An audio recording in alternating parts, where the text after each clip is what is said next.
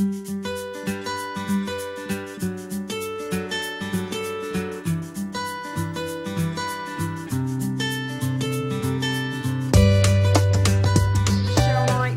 is the astrological update for Leo for the whole of June. Now, this June, profound and magnificent and intense and somewhat crazy diamond things are happening in the sky. And it's so full on, I couldn't possibly tell you the exact effect it's going to have on you or where we go from here, because it would take me hours. So if you want more, please go to my website. In the meantime, I will try to filter through the nuggets you need to make the most of these intense planetary alignments. Firstly, you need to know that actually the good news is, love-wise, you can probably attract who or what you want. In all ways, you have a magical air this month that allows you to create literally magic. So be careful what you wish for, be careful what you ask for, because it could come knocking on your door. Also, your talents or anything that you're good at is really, really highly focused at the moment. It's a great time to get things done.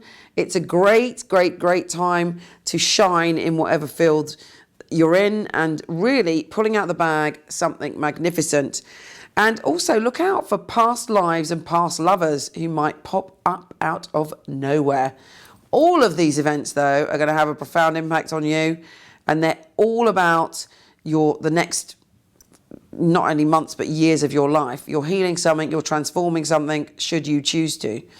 Now, it all kicks off with a grand water trine and a kite on the 1st, and for you, that's all about sort of very deep emotional things. It might just like feel a subtle emotional thing.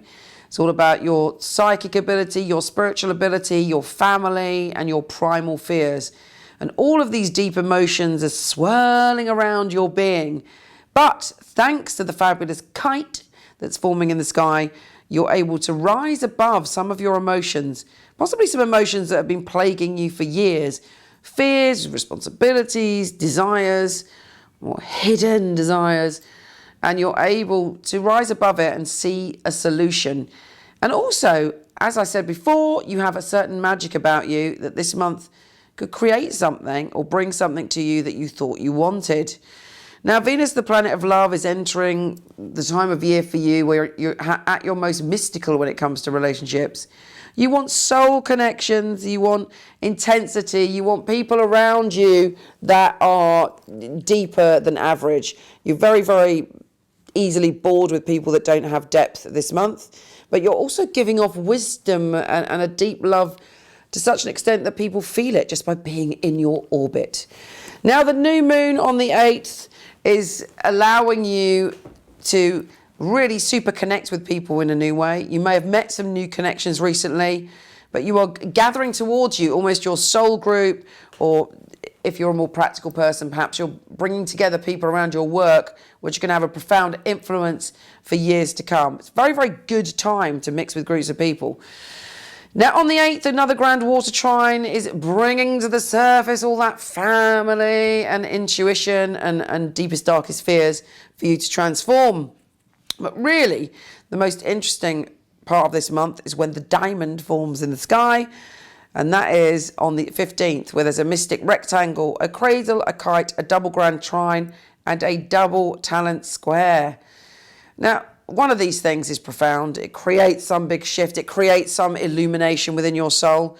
All 5 of them may mean it's quite difficult for you to take the information in. It's a bit like being steamrollered with knowledge and inspiration and wisdom. And it's like, woo, may take a little bit of time for your soul to catch up. Now, for you, again, it's about your fears versus your higher self, if you like, and your intuition. And I would suggest that you really follow your intuition. If there is anything that you need to shift in connection with your shadow side, this is the time to do it. But to do it, you have to be honest with yourself. What makes you frightened? What makes you feel powerless? What can you get obsessed by? What are those thoughts in yourself that need transforming? What areas of the deepest part of your soul need healing? And it could be something connected to your family or your childhood or something quite deep. But all the way through this, with all of that planetary activity, you have a guide on your shoulder. The wisdom is coming through. The opportunity to know yourself like you've never known yourself before. The opportunity to open your eyes and see things clearly. There are a lot of aha moments this month. And also, just being able to be honest about your fears. You might find, though, that you have a few nightmares or profound dreams. Write them down, analyse them. There is jewels and treasure in those dreams this month. Now, there's the opportunity also with this double talent square to feel much more secure, or hopefully, fingers crossed, an opportunity that will be really beneficial for you financially. The sun on the 21st is also entering your spiritual place. And we end the month with another grand water trine and a kite, which are just reinforcing and showing you how much you've learned for the whole of this month. That lesson is not going away.